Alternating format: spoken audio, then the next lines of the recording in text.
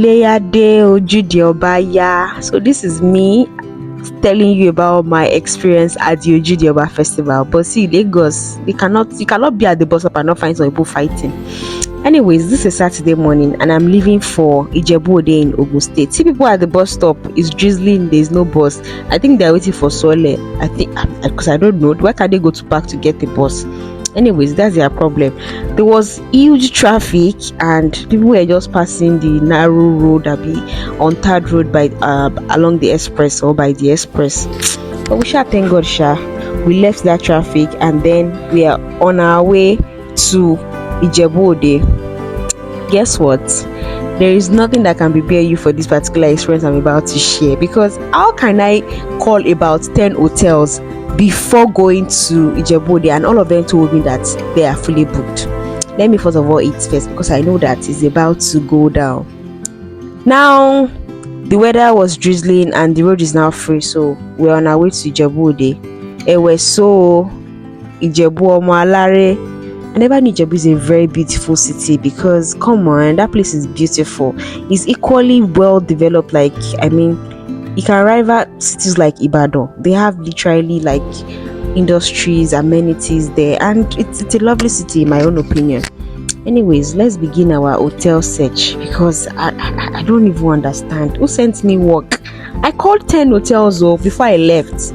Fire brigade people, look at them, they're just painting their rails and marking their road when Ojude Oba is tomorrow.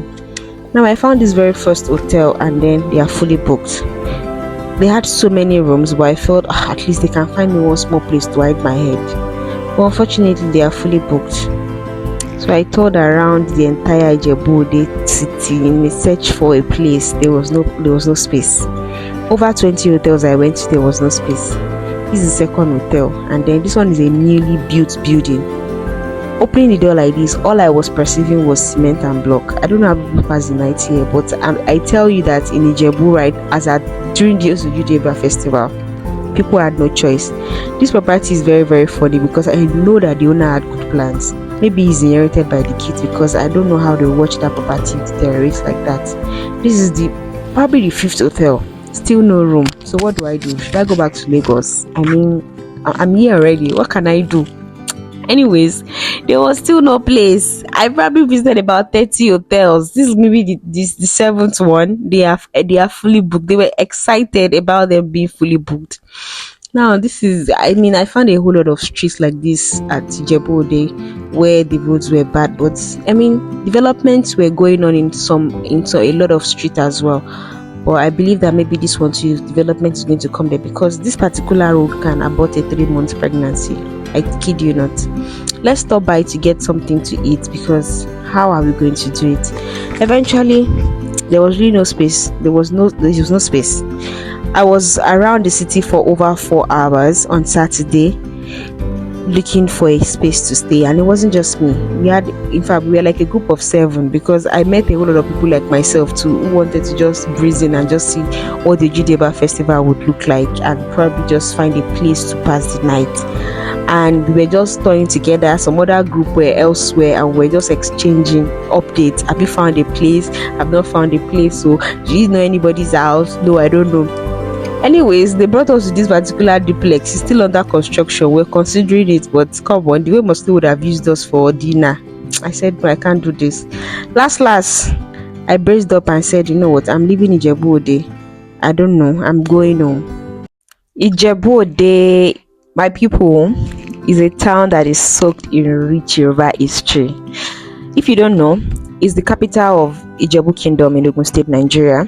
And historically, it was a major trading hub, especially during the pre-colonial and colonial periods. And it's known for its rich cultural sophistication, wealth, and organization.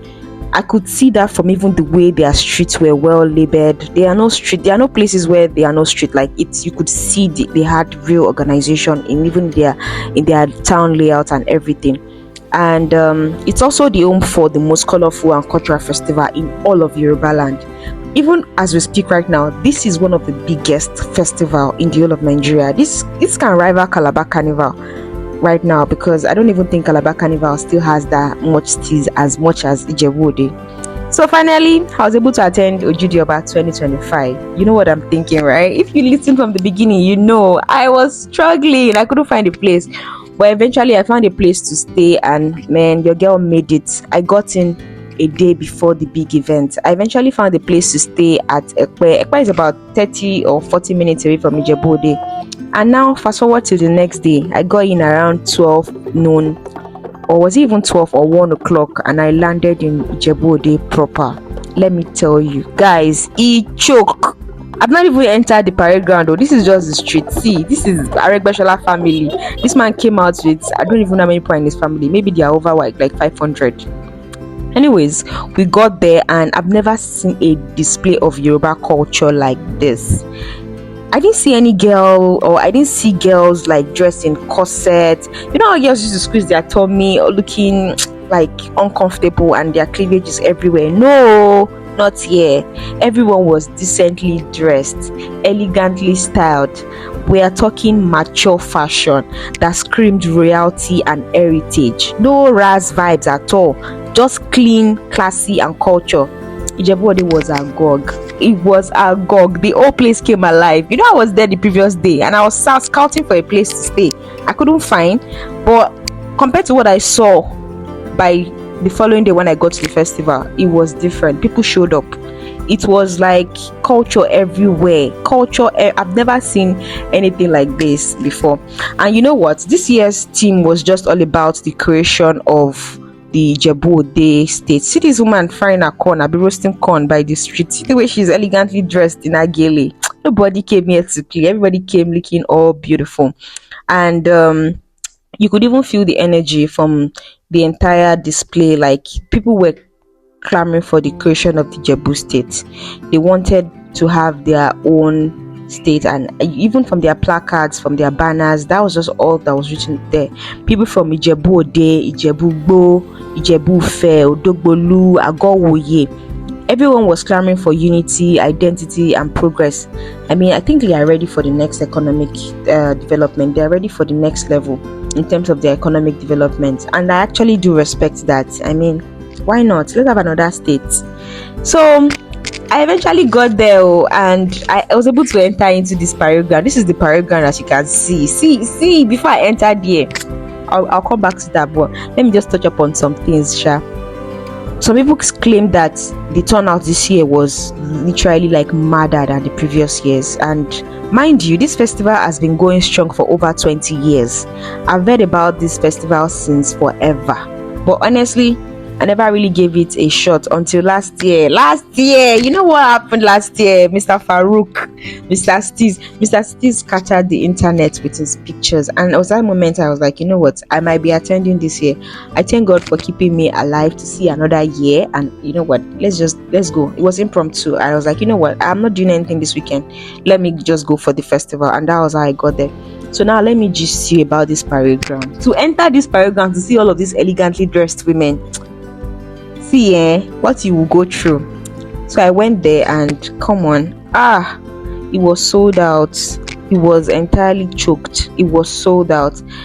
All I saw was just beautiful faces, stunning outfits, everyone looking clean and classy. But then organizers, I beg, come here first. Let me give you advice. Come closer. Organizers, please come front if you are listening. The parade ground, we need to talk. The place is small. The crowd is becoming massive. Year in, I'm certain that by next year it might even be double than this year. And the infrastructure did not match. I'm not about to say that maybe they should shift and create a new space, because that might not be possible in the next 1 year. But you know what I think they should do better? Can they have like a dedicated exit and entrance? That way it's better, because this one we had just one small gate opened, and that was the same gate that people were going in and coming out from. That same one gate, people were entering and leaving the same spot. At some point I feared for my life, especially when I was leaving. I'm not exaggerating. I was just praying, God, please just make me reach the street safely, because the push and pull was wild. It was like Lagos traffic but on foot. But if you can have like a VIP entrance and a regular entrance, and then you give some people tags before they come in, so that way you can be able to manage the crowd. Because if the parade ground gets filled up, you can easily like pause entry and prevent people from coming in until those that are in are already out. And that way you can see that you have more, there's more room for others to come in, and then yes, you can now allow more people to come in. That way there will be traffic control, because you don't want to have a situation whereby God forbid, man, I feared for my life, like I said, but we thank God people were literally climbing their shoulders just to get inside, and it was mad. It was mad. Also, please, if you can try and maybe restrict parking for VIPs or some, to some parts, and then like I said, they will have their own entrance. They don't have to come in where the main people are coming in from. That way it would also go a long way. There were so many cars blocking the roads. There were so many cars. That street, I can't remember the name of the street right now. That street that is leading to the venue was choked. Too many vehicles, and there was no movement. At some point, it was just chaos. We were all just standing still. At some point, we were all standing still. It was like, well, I was just praying, God, please, I just want peace and fresh air. If you get me out of this place safely. But thank God I got out, and if I wasn't able to get in, there was no way I would have been able to capture all of these amazing, beautiful things going on. They would not have been any way. I was just really like impressed. Look at this woman and her blue shoes. Come on.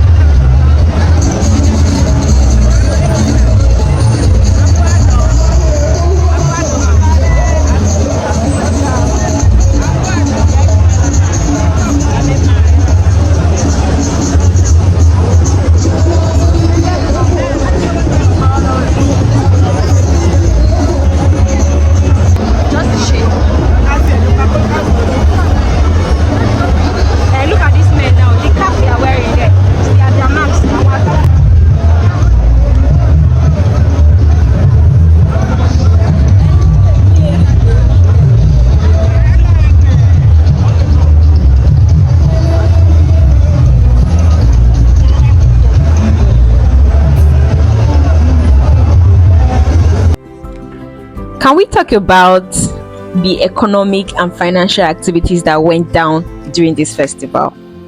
First of all, like from the beginning, I couldn't find a place to stay, because I know for a fact that some people must have booked out these hotels maybe 6 months or even 1 year before this Ojude Oba Festival.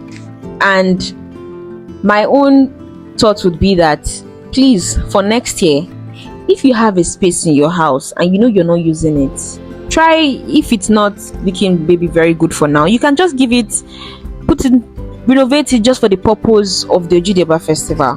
Because the money went down in terms of accommodation. People had to go extra mile to neighboring states. So if you can do that, please. And then let's now come to the attire. This woven traditional ashoke I'm certain they must have gotten some of them from local vendors here in Nigeria, and I know that those vendors must have made a whole lot, because ashoke was left, right and center everywhere, from Geleo to Iro to Buba to Ipele. Ashoke was everywhere. Actually, okay, weavers must have made a whole lot. And then do you see most of these ant fans they were holding? I'm sure that they were also done here in Nigeria. That economic activity, those people that makes all of these things must have made a whole lot of money. And then let's now also go to the tailors that made the fabrics. Are you a tailor, a seamstress, a fashion designer? If you own a fashion house in within around Ijebu Ode, or you know anybody from this band, you must have made a whole lot, because I'm certain that a whole lot of resources went down into that. Then let's also go to their beads. Most of them wore traditional coral beads. I hardly saw ladies use jewelry, like maybe jewelry like neck piece or all of these things. Instead, they wore traditional coral beads. And then these bead makers, bead designers, they must have made a whole lot this period too, making all of these accessories for the ladies. And let's also talk about the makeup artists and the air technician, or what do I call them right now? People that make frontals, or people that even make hair in general. They must have made a whole lot this period, a whole lot. Then looking at the fact that majority of the women, their accessories were all to match. We saw people wearing blue on blue, pink on pink, orange on orange to match. Bag accessory sellers, handbags, all of these accessories, sunglasses must have been, in fact, it must have been a whole lot this period. And let's not even forget about the horses as well, because I'm very certain that they literally almost all of the horses in all the polo clubs around Nigeria was sent down to Ijebu Days for this festival. Because even as at Saturday, I saw trucks bringing in loads of horses, and also the accessories for the horses, the horse hat, the horse shoe, the horse ring, whatever horses wear. There must have been a whole lot in terms of that money. And let's also talk about print too. Let's talk about print. You know, there was a whole lot of souvenirs, promotional materials right from the entrance coming into Ijebu Ode. You must have seen promotional materials, banners. Even on the day of the event, a whole lot of bands had banners, display, souvenir packs, all of those things. Printers this season must have done a whole lot. It must have done a whole lot in terms of naira and kobo. And let's also talk about security personnel. There was a whole lot of both private, federal, state government security people on ground. We saw bouncers. Anybody that own a bouncing maybe company in that Ijebu Ode, I mean, you even have those of people that are sorry, please, those of you people that slave yourselves in the gym, right? Building muscle. This must have been the period for you. If you're a gym rat and in Ijebu and they didn't hire you as a bouncer this period, I beg, go and double up on your routine, because the money that went down this period on that, it wasn't small. And let's also talk about my fellow content creators, because there's no way I'm going to talk about economic activity and I don't talk about content creators. Content creators were there in essence. I mean, they were there in excess.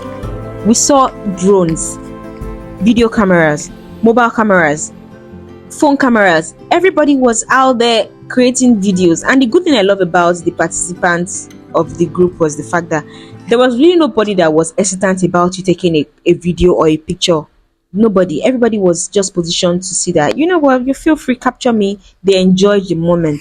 And another thing I would also want to ask and touch on is the fact that all these bands, they call them legbe.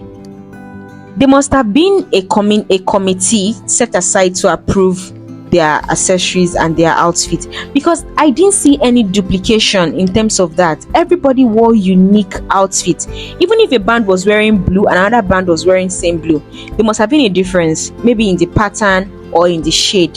There was uniqueness everywhere. There was uniqueness. I was so impressed. Makeup artists, did I mention you? There's no way I must have skipped you guys, because you people, this period, any makeup artist you know in Ijebu Ode right now, please go and be her or him. Go and be the person. They must have made a whole lot.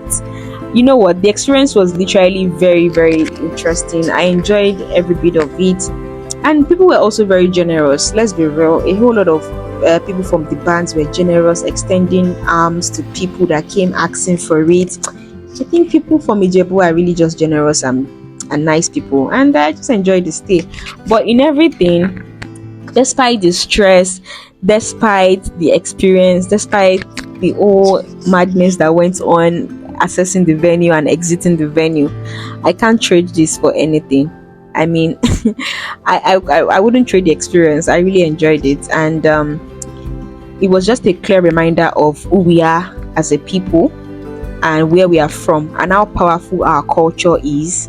And I'm definitely coming back if I'm still, within and around the location.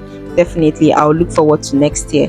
And FCMB filmed all through, but this is just my own side, my own way of experiencing this event, and this is me sharing how my experience was at this Ojude Oba Festival.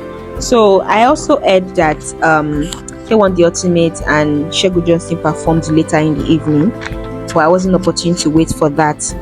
I also need to mention that the performance from Alhaji Aruna Ishola was amazing. He killed the show. He did so well, and I enjoyed the music. See our papas dancing and shaking body. Everybody they were great body. They were dancing well, and that was just courtesy of the performance by Aruna Ishola and the Akpala. It was fun. It was interesting. I enjoyed every bit of it. And so then see ya, Kashia, some other time. If you know any festival that is happening again, you can plug me in. If you enjoy my commentary and you would like me to create something like this nature, I'll be more than happy to do that. So thank you for watching to this stage. And if you've still not subscribed to my YouTube channel, please do well to give me a like, give me a share, give me a follow, and let's just build a community. Thank you very much. Bye.